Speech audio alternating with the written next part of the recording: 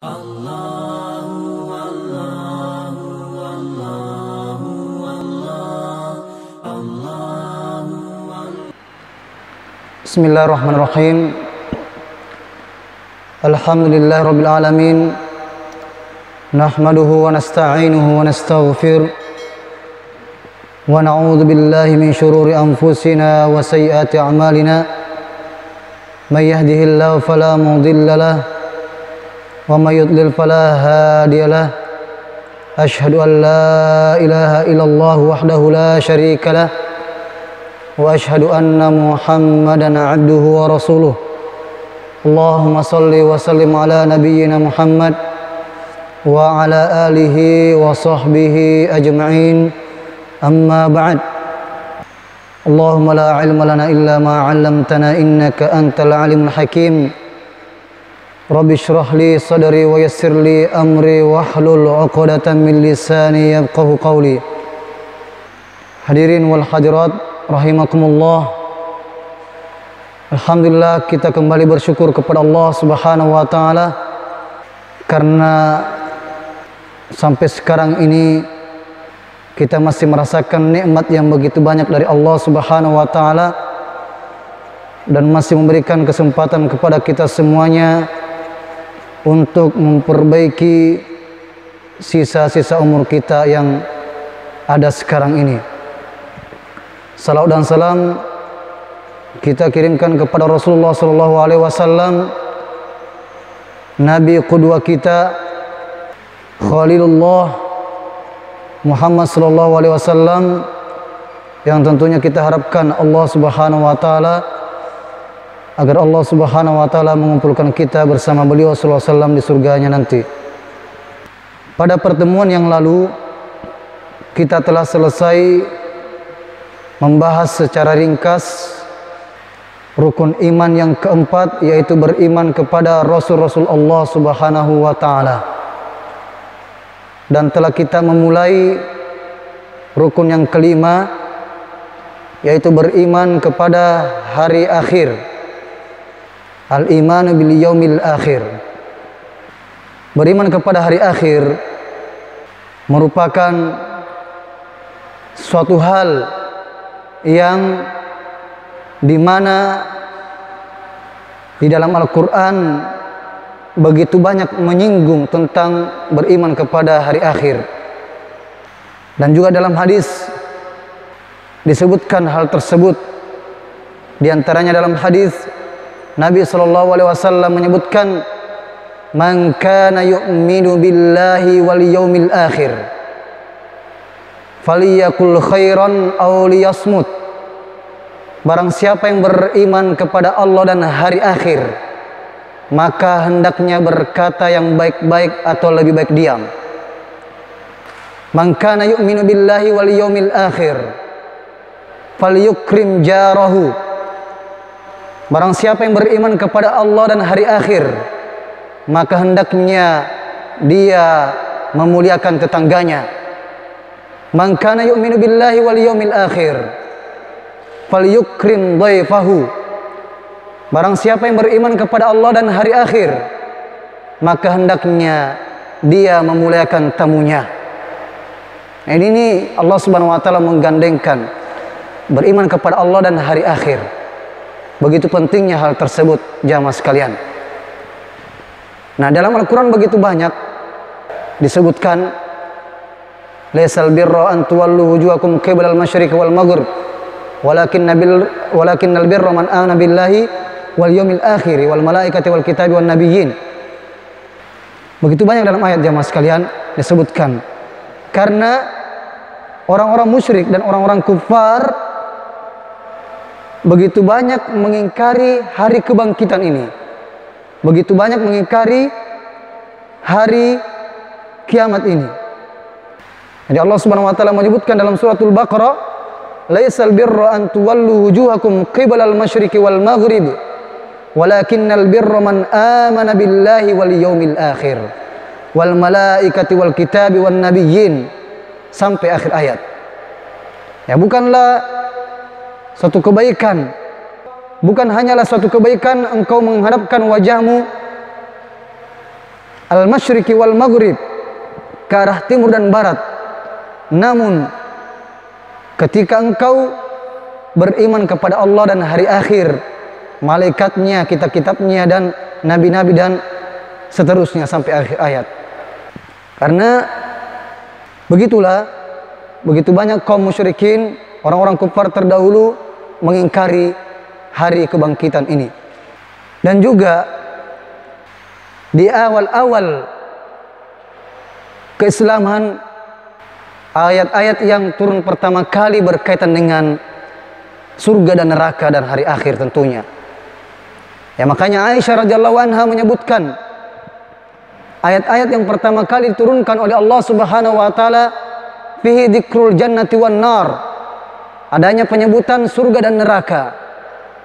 Olehnya itu jamaah sekalian, dengan ayat-ayat yang seperti itulah yang menyebabkan dengan izin Allah keimanan para sahabat menjadi kuat, sehingga ketika sudah datang berhijrah ke Madinah, pada fase ke Madinah, ya fase Madinah, di saat diperintahkan untuk melaksanakan perintah, maka yang terbayang pada diri mereka adalah surga Allah Subhanahu wa taala. Di saat dilarang untuk mengerjakan suatu larangan, yang terbayang pada diri mereka adalah neraka Allah Subhanahu wa taala. Sehingga mereka ketika diperintahkan sesuatu, maka mereka langsung mengerjakannya. Dan ketika dilarang untuk melakukan sesuatu, maka mereka langsung meninggalkannya. Karena mereka terus memikirkan antara surga dan neraka ini, di mana aku akan berada. Inilah pembahasan jamaah sekalian seputar al-iman bil yaumil akhir.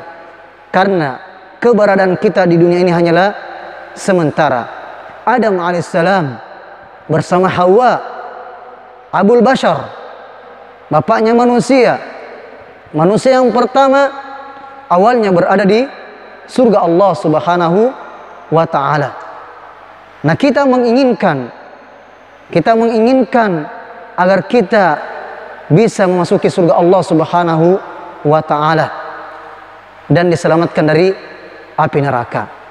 Olehnya itu, doa yang paling mulia yang sering diucapkan oleh Nabi SAW dan juga Allah Subhanahu wa ta'ala abadikan di dalam Al-Quran, Rabbana atina fid dunya hasanah wa fil akhirati hasanah wa qina adzaban nar. Inilah doa jamaah sekalian yang tidak boleh luput dari kita di saat kita berdoa di dalam doa-doa kita. Karena kita meminta kebaikan di dunia ini dan kebaikan di akhirat, dan tentunya diselamatkan dari azab Allah Subhanahu wa ta'ala. Inilah dunia, mas sekalian. Dunia sangat panah. Dunia ini sangat hina. Sampai-sampai Nabi SAW ketika keluar bersama sahabatnya melihat bangkai kambing, maka Nabi SAW mengatakan kepada sahabatnya, siapakah di antara kalian menginginkan bangkai tersebut? Maka sahabat mengatakan, tidak ada ya Rasulullah. Iya, seandainya kambing juga tersebut masih hidup, maka tidak ada yang mau mengambilnya karena kambing itu cacat. Lalu bagaimana kalau sudah jadi bangkai? Maka tidak ada yang menginginkan bangkai tersebut. Maka disebutkan dalam hadis tersebut, ya, bahwasannya kata Nabi SAW, itulah permisalan dunia yang sangat hina. Kama qala Nabi SAW. Ya, seandainya dunia ini memiliki nilai di sisi Allah Subhanahu wa ta'ala, maka Allah Subhanahu wa ta'ala tidak akan membiarkan Nabi SAW memilih hidup dalam keadaan sederhana seperti itu. Ya, beliau sallallahu alaihi wasallam ya sempat 3 bulan purnama tidak dinyalakan api di rumahnya untuk memasak jamaah sekalian, hanya memakan kurma dan meminum air. Subhanallah, sallallahu alaihi wasallam. Ya, rumah beliau sangat sederhana. Lalu bagaimana ketika Nabi sallallahu alaihi wasallam juga ya bertanya kepada suatu saat kepada istrinya, wahai istriku, adakah makanan di rumah? Maka istri beliau mengatakan, tidak ada ya Rasulullah. Maka Nabi SAW mengatakan, kalau begitu aku berpuasa. Coba bayangkan jamaah sekalian, kehidupan yang sangat sederhana bagi Nabi SAW, kekasih Allah Subhanahu wa Ta'ala. Ini menunjukkan bahwasanya tidak ada nilainya dunia ini di sisi Allah Subhanahu wa Ta'ala. Allah Subhanahu wa Ta'ala memberikan dunia ini kepada orang yang dicintainya dan tidak dicintainya. Namun hidayah hanya Allah berikan kepada yang dicintainya. Maka bersyukurlah kita dan berusahalah kita untuk istiqomah di dalam hidayah Allah Subhanahu wa Ta'ala ini sampai kita menemui Allah Subhanahu wa Ta'ala. Dalam ayat, sebahagian para ulama menyebutkan ayat yang paling terakhir turun berkenaan dengan hari kiamat ini, jamaah sekalian. Dalam surah Al-Baqarah, ya kalau sering kita dengarkan, ayat yang terakhir turun adalah Al-Yawma akmaltu lakum dinakum, itu dalam surah Al-Maidah ayat 3. Ya, kata ulama kita itu ayat yang terakhir turun yang berhubungan dengan hukum-hukum. Tapi ayat yang paling terakhir turun adalah dalam surah Al-Baqarah, sebelum ayat yang menjelaskan utang piutang. Ya, di mana Allah Subhanahu wa Ta'ala menyebutkan, A'udzubillahi minasyaitonirrajim. Ayat 281 suratul Baqarah. Wattaqu yawman turja'una fihi ila Allah. Takutlah kalian kepada satu hari kalian dikembalikan kepada Allah Subhanahu wa Ta'ala. Tsumma tuwaffa kullu nafsin ma kasabat wa hum la yudlamun.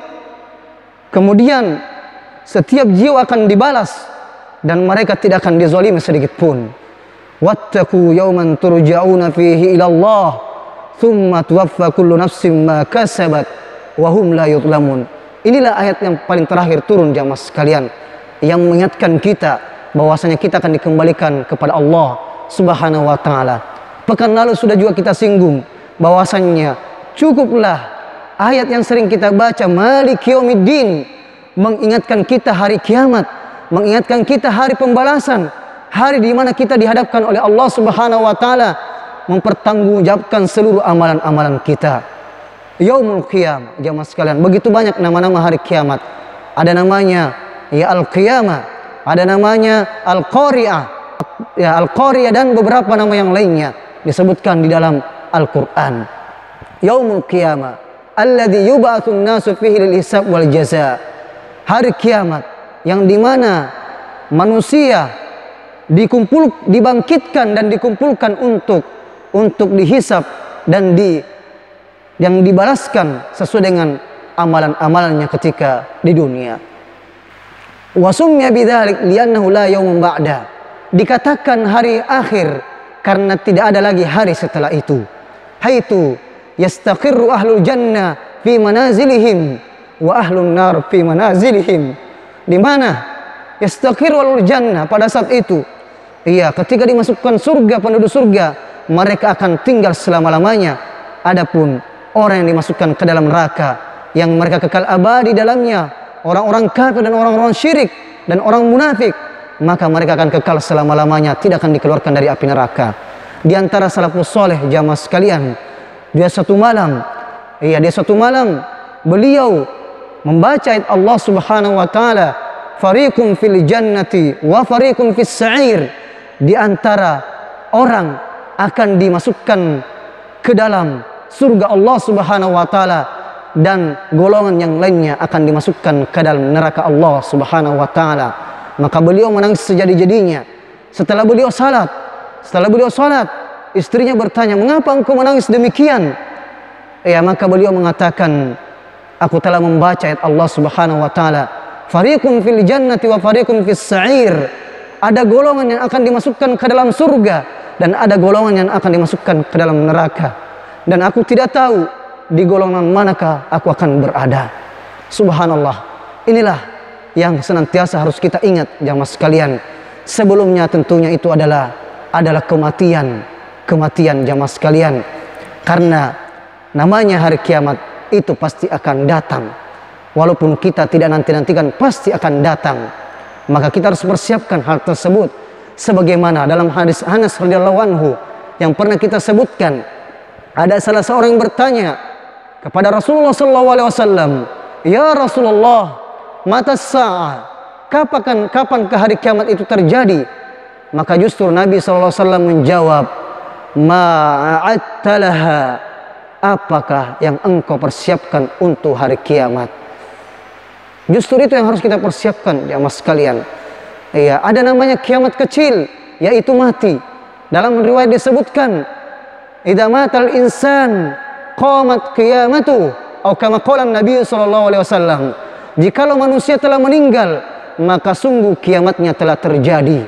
Sungguh kiamatnya telah terjadi, maka dinamakan kiamat kecil.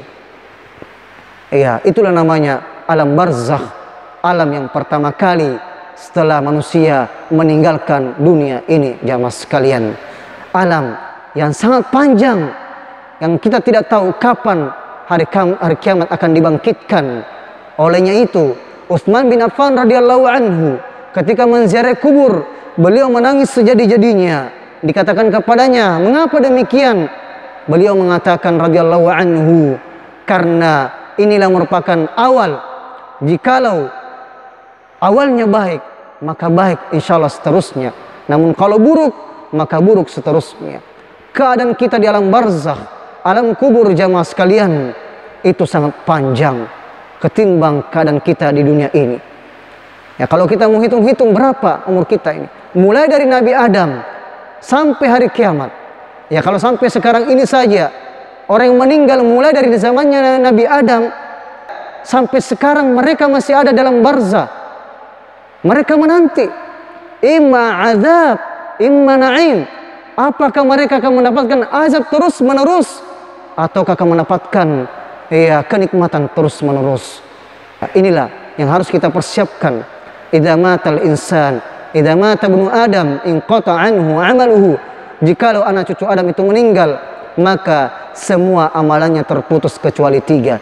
Inilah 3 aset, jamaah sekalian, yang sangat perlu kita persiapkan. Aset kita yaitu adalah al-ilmu, ilmu yuntafa'u bihi, ilmu yang bermanfaat. Kalau kita mengajarkan anak kita, atau bahkan mungkin anak-anak yang bukan anak kita ajarkan Al-Fatihah, ajarkan kebaikan. Selama mereka mengerjakannya, walaupun kita sudah meninggal, kita terus mendapatkan pahalanya dengan izin Allah Subhanahu wa taala. Yang kedua, sedekahun jariyah, sedekah yang terus menerus, pahalanya mengalir walaupun kita sudah meninggal. Mungkin kita disiksa oleh Allah Subhanahu wa taala, naudzubillahi min dzalik, namun jadi diringankan karena pahala tersebut. Ya, ini yang kita harapkan. Yang membangun masjid, membangun tempat-tempat yang dipergunakan dalam kebaikan. Membangun pesantren, mewakafkan apa-apa yang dalam kebaikan. Selama hal tersebut dipergunakan untuk kebaikan, walaupun kita sudah meninggal, kita akan mendapatkan pahala jariyah tersebut bi'inillahi ta'ala. Yang ketiga adalah waladun soleh yada'u lahu, anak soleh yang mendoakan orang tuanya. Di sini digaris bawahi, jamaah sekalian, yada'u lahu, yang mendoakan orang tuanya. Harus mendoakan orang tuanya. Kalau kita menginginkan anak yang soleh, maka hendaknya kita menjadi soleh terlebih dahulu. Kita menginginkan anak kita mengaji, lalu kita sendiri tidak mengaji. Wahai anak, pergi mengaji, baru kita tidak mengaji. Wahai anak, pergi sholat, kemudian kita tidak sholat. Bagaimana mungkin? Jamaah sekalian, kita harus punya peran, kita harus menjadi qudwah dalam masalah yang seperti itu. Sehingga dengan itu Allah Subhanahu wa taala akan memberikan manfaat pada hari kiamat. Inilah waladun soleh yada'u lahu, yang mendoakan bagi orang tuanya. Maka kita berusaha membentuk anak yang soleh dengan izin Allah Subhanahu wa ta'ala. Di antara hal, jamaah sekalian, tentunya yang membuat akhlak anak-anak itu jadi brengsek, naudzubillahi min dzalik, adalah disebabkan salah satunya karena harta yang kita berikan kepadanya dari harta yang haram. Naudzubillahi min dzalik. Tentunya ini merupakan kebanyakan. Kebanyakan. Karena ada juga orang yang soleh tapi anaknya juga brengsek. Naudzubillahi min dzalik. Seperti Nabi Nuh alaihissalam. Seperti Nabi Nuh alaihissalam. Tapi ini jarang yang seperti ini. Namun kebanyakan adalah sesuai dengan peranan orang tuanya. Ya, inilah yang kita harus persiapkan. Ya, 3 aset ini. Jangan sampai kita disibukkan dengan dunia kita, padahal kita akan tinggalkan dunia tersebut. Kita akan tinggalkan mobil mewah kita, tinggalkan rumah kita, istri kita, dan tinggalkan segala-galanya. Yang akan menemani kita adalah amalan-amalan kita pada hari alam barzakh nanti, sebelum menuju hari kebangkitan menghadap Allah Subhanahu wa ta'ala. Hadirin wal hadirat rahimakumullahu jami'an. Wal imanu bil yaumil akhir yatadammanu thalathata umur. Beriman kepada hari akhir meliputi 3 perkara. Yang pertama, al-imanu bil ba'tsi. Ya, sebelum kita melanjutkan di sini, kita menyebutkan beberapa azab kubur yang telah diberitakan oleh Nabi sallallahu alaihi wasallam. Na'udzubillahi min dzalik. Di antaranya adalah pernah Nabi sallallahu alaihi wasallam diberitahu bahwasannya orang yang dalam kubur ini disiksa disebabkan karena la yastanzihu minal baul, karena dia tidak membersihkan, bersuci dari buang air. Ini harus hati-hati, karena kalau tidak bersih bagaimana bisa wudunya sah, bagaimana bisa sholatnya diterima oleh Allah Subhanahu wa ta'ala. Tidak sedikit kita lihat saudara-saudara kita, na'udzubillah min dzalik. Ya, kita melihat kalau di perjalanan atau di mana, singgah saja buang air di mana dia suka, kemudian tidak istinja. Ini sangat berbahaya. Ya, ini perkara kecil tapi akan diazab di kubur kalau tidak dia bertobat kepada Allah Subhanahu wa ta'ala. Yang kedua adalah an-namam, an-namam, masya'an binamim. Orang yang berjalan di atas muka bumi ini tukang kompor, yang mengompor-ngompori orang, sehingga orang semakin berselisih, semakin bertengkar. Bukannya untuk menyatukan, mendamaikan mereka berdua, justru mereka mengkompor-kompori. Ini sangat berbahaya, menggibah dan sebagainya. Ya, ini bahayanya di antara azab kubur. Di antaranya juga Nabi Shallallahu Alaihi Wasallam pernah dimimpikan, bahkan diambil oleh malaikat pada suatu saat. Pada saat itu beliau Shallallahu Alaihi Wasallam diperlihatkan ada seseorang yang berdiri, yang mengangkat batu sangat besar, yang satunya sedang berbaring. Kemudian orang tersebut melemparkan batu besar itu kepada orang yang berbaring tersebut sampai hancur kepalanya. Na'udzubillah min dzalik. Ketika hancur kepalanya, maka dikembalikan lagi menjadi semula, kepalanya menjadi bagus. Kemudian dilempar lagi kepalanya dengan batu besar tersebut. Begitu terus sampai hari kiamat. Na'udzubillah min dzalik. Maka Nabi SAW mengatakan, ada apa dengan dia? Maka Jibril mengatakan, malaikat mengatakan, ayo ke tempat selanjutnya. Maka diperlihatkan lagi orang itu dia menusuk kedua pipinya dengan besi.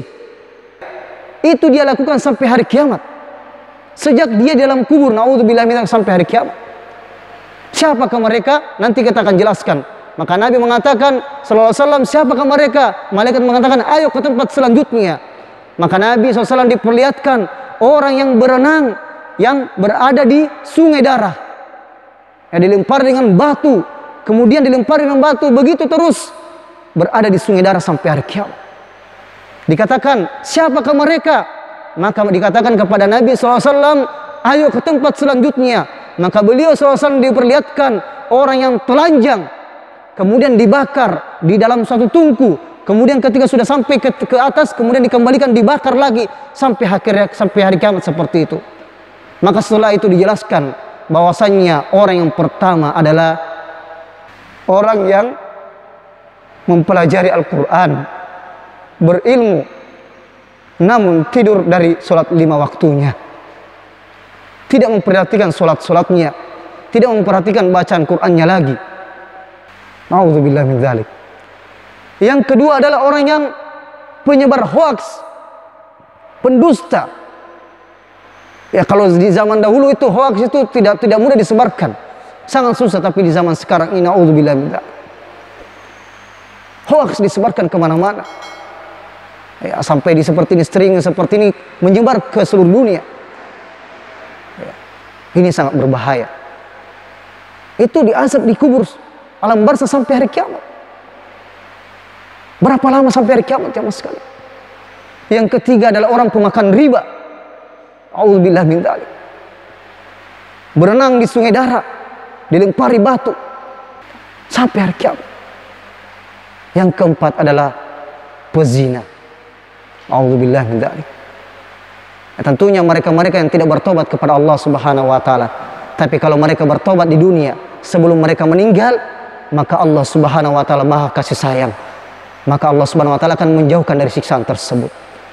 Maka jemaah sekalian, kalau kita pernah terjatuh dengan hal tersebut, kita bertobat kepada Allah Subhanahu wa taala sebelum Allah Subhanahu wa taala mencabut nyawa kita. Karena sangat-sangat berbahaya. Siksa kubur ini sangat berbahaya. Lalu bagaimana pada hari kiamat nanti? Ini masih banyak lagi jamaah sekalian. Ini diantara yang dikabarkan oleh Nabi Sallallahu Alaihi Wasallam. Jadi kita kembali. Al-iman bil yaumil akhir yatadammanu thalathata umur.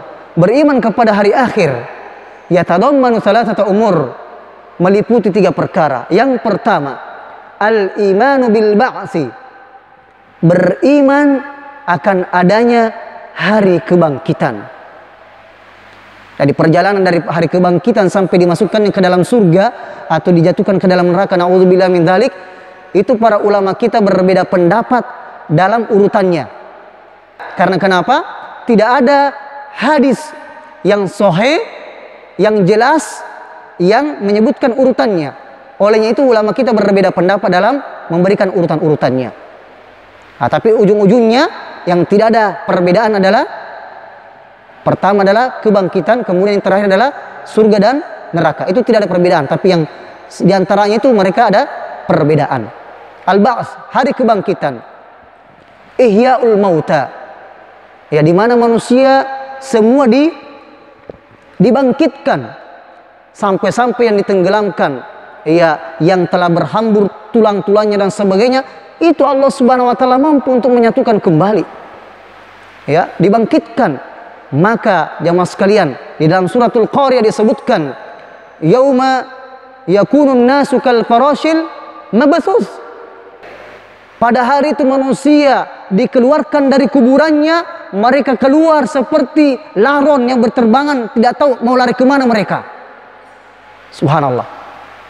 Dalam satu riwayat bahwasanya Allah menurunkan hujan, maka Allah Subhanahu wa taala menumbuhkan dan mengembalikan semua sehingga mereka bangkit semuanya. Karena ketika seseorang ya pada umumnya telah dikuburkan, maka menjadi tulang belulang, bahkan sudah bersatu dengan tanah, kecuali orang yang mati syahid di jalan Allah Subhanahu wa taala dan jasad-jasad para nabi dan rasul tidak dimakan tanah. Mereka akan dibangkitkan dalam keadaan berdarah. Ya, orang akan dibangkitkan jamaah sekalian sesuai dengan bagaimana mereka meninggal. Ya, ada yang dibangkitkan dalam keadaan berdarah karena mati di jalan Allah Subhanahu wa taala dengan darahnya, tapi darahnya darah yang berbau kasturi. Subhanallah. Ada yang dibangkitkan dalam keadaan bertalbiyah terus, labbaik Allahumma labbaik, karena beliau meninggal dalam keadaan berihram.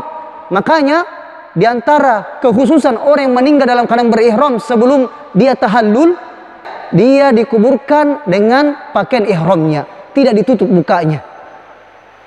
Kayak Nabi SAW mengatakan, la tughatti wajha, la tukhammir wajha. Janganlah engkau menutup wajahnya, karena dia akan dibangkitkan dalam keadaan bertalbiyah, labbaik Allahumma labbaik. Masya Allah. Mereka akan dibangkitkan, masing-masing akan dibangkitkan sesuai dengan bagaimana mereka meninggal. Ya, ada yang dibangkitkan, na'udzubillah min dzalik. Orang-orang yang sombong jamaah sekalian dibangkitkan pada mahsyar seperti ukurannya semut. Kenapa? Karena di dunia dia sombong, merasa besar, merasa lebih daripada orang, merasa suci daripada orang, merasa banyak hartanya dan sebagainya. Maka pada hari kiamat dia hampir diinjak-injak sama orang karena begitu kecilnya seperti semut. Dihinakan oleh Allah Subhanahu wa taala. Dan kemudian bergembiralah orang yang sering azan. Mereka adalah orang yang paling tinggi pada hari kiamat, karena sering meninggikan kalimat Allah Subhanahu wa taala. Ya, subhanallah. Ya, macam-macam dibangkitkan. Orang kafir akan dibangkitkan dalam keadaan kepalanya dibawa berjalan dengan kepalanya. Na'udzubillah min dzalik. Macam-macam sekali. Ada yang orang meninggal dalam keadaan sujud, dibangkitkan dalam keadaan sujud. Macam-macam. Sesuai dengan amalan-amalannya. Makanya innamal a'malu bil khawatim. Sesungguhnya amal-amal itu tergantung dengan akhirnya. Inilah yang senantiasa harus kita jaga diri kita. Ya, agar senantiasa dengan kebaikan, agar Allah Subhanahu wa taala ya mematikan kita, mewafatkan kita dalam keadaan husnul khatimah. Ihyaul mauta hina yunfahu fis sur. Pada saat itu dibangkitkanlah manusia ketika adanya tiupan yang pertama sangkakala. Ada mengatakan tiupan kedua, ada mengatakan sampai 3 tiupan yang ditiup oleh malaikat Israfil. Ada yang pertama mengatakan tiupan manusia semua dimatikan. Kemudian tiupan yang kedua dibangkitkan semua. Tiupan yang ketiga terjadilah hari kiamat. Itu ada perbedaan pendapat dari para ulama kita. Yang jelas akan ditiup. Bahkan semua ketika tiupan yang disebutkan semua makhluk meninggal, maka disebutkan bahwasanya semuanya makhluk meninggal kecuali malaikat maut dan malaikat Israfil. Namun setelah itu juga akan diwafatkan semua oleh Allah Subhanahu wa taala, dan setelah itu akan dibangkitkan lagi semua manusia. Itu ada prosesnya. Dan jamaah sekalian, itulah hari kebangkitan. Kama bada'na awwala khalqin nu'idu wa'dan 'alaina inna kunna fa'ilin. Dan begitulah kami membangkitkan mereka sebagaimana, mengembalikan mereka sebagaimana dulu kami menciptakan mereka. Ya, kita akan dibangkitkan pada hari kiamat di padang mahsyar jamaah sekalian dalam keadaan telanjang, tidak berkhitan, tanpa alas kaki. Maka Aisyah radhiyallahu anha mengatakan, "Ya Rasulullah, kalau begitu kita akan saling melihat." Namun Nabi SAW mengatakan, "Ya Aisyah, ya pada hari itu sangat-sangat dahsyat sehingga tidak ada lagi kesempatan untuk saling melihat." Begitu mas sekalian. Umur yang disebutkan oleh para ulama kita sesuai dengan riwayat disebutkan umur yang dibangkitkan manusia pada saat itu sekitar umur 33 tahun semuanya. Yang mati tua ya dijadikan umur sekitar 33 tahun. Seperti itu. Wal ba'tsu haqqun tsabit dalla 'alal kitab was sunnah wal ijma' muslimin. Tentunya ini merupakan keyakinan kita sebagai kaum muslimin, harus yakin karena ini merupakan rukun iman yang kelima, yakin akan adanya hari kebangkitan. Tsumma innakum ba'da dzalika lamayitun tsumma innakum yaumal qiyamati tub'atsun.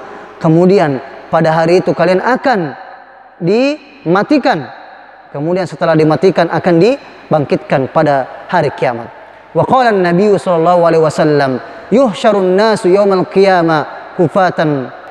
Manusia akan dibangkitkan dalam keadaan telanjang dan telanjang kaki dan sebagainya. Dalam hadis muttafaqun alaihi. Dan pada mahsyar dikumpulkan manusia di padang mahsyar jamaah sekalian. Ulama juga kita berbeda pendapat, apakah padang mahsyar itu adalah bumi ini sendiri yang akan diratakan, ataukah ada bumi yang lain yang Allah Subhanahu wa taala ciptakan. Ya, ini perbedaan ulama kita sesuai dengan ya pemahaman mereka dengan ayat-ayat yang ada dalam Al-Qur'an. Pendapat yang mengatakan yang pertama adalah bumi ini, tetap bumi ini yang dijadikan padang mahsyar pada hari kiamat. Namun diratakan dulu, diratakan semua jadi rata, tidak ada pegunungan semuanya. Dalilnya apa? Yang disebutkan dalam hadis, dalam ayat disebutkan yauma idzin tuhadditsu akhbaraha. Ketika itu bumi ini akan bersaksi atas apa yang dilakukan manusia terhadapnya. Mereka akan bersaksi, ya Allah dulu ini orang yang soleh, mereka sholat di atas saya, mereka berzikir di atas saya, mereka berbuat baik di atas saya. Sebaliknya bumi juga akan bersaksi, ya Allah orang yang bermaksiat di atas saya. A'udzubillah min dzalik. Itu pendapat pertama. Pendapat yang kedua bahwasanya adalah bumi yang lainnya, sebagaimana dalam surat Ibrahim disebutkan di akhir-akhir surat Ibrahim.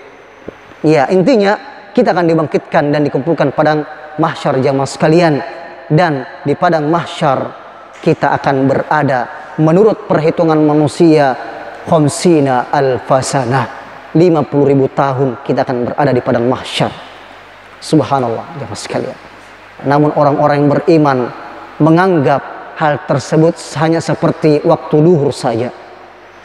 Tapi orang-orang kafir, orang-orang munafik, orang-orang yang durhaka kepada Allah Subhanahu wa taala, mereka akan merasakan sampai 50.000 tahun lamanya. Padahal di sisi Allah Subhanahu wa taala ka'alfi sanatin mimma ta'udun, satu hari di sisi Allah Subhanahu wa taala itu sama dengan 1000 tahun hitungan kita. Dan kita akan berada di padang mahsyar 50.000 tahun. Ya. Akan didekatkan matahari ke kepala manusia. Sekarang kita saja merasakan begitu panasnya matahari, padahal matahari sangat jauh dengan kita berjuta-juta kilometer. Tidak tahu berapa juta kilometer itu, atau bahkan miliar. Ya. Namun sekarang pun kita mengharapkan AC, mengharapkan kipas angin dan sebagainya, berteduh dan sebagainya. Mereka, manusia, kita semua akan dibangkitkan, dikumpulkan di padang mahsyar jamaah sekalian, dalam keadaan berkeringat sesuai dengan dosa-dosa. Dalam keadaan berkeringat sesuai dengan dosa-dosa. Ada yang dikumpulkan berkeringat sesuai dengan dosa-dosanya yang rata dengan kakinya, setinggi dengan kakinya, setinggi dengan lututnya, ya setinggi dengan pinggangnya. Ada yang bahkan tenggelam dengan keringatnya, naudzubillah min dzalik, sesuai dengan amalan dan dosa-dosanya, naudzubillah min dzalik. Dan pada hari itu, karena begitu panasnya jamaah sekalian, ada 7 golongan yang Allah Subhanahu wa taala berikan naungan. 7 golongan ini yang sudah sering kita dengarkan. 7 golongan. Ya, di dunia saja ini jamaah sekalian, kalau ada pertemuan misalnya di lapangan, ya atau di upacara dan sebagainya, ada orang-orang khusus dikasih tenda. Tidak kepanasan. Pada hari kiamat jamaah sekalian, ada orang dimuliakan oleh Allah Subhanahu wa taala sehingga tidak merasakan panas. 7 golongan tersebut.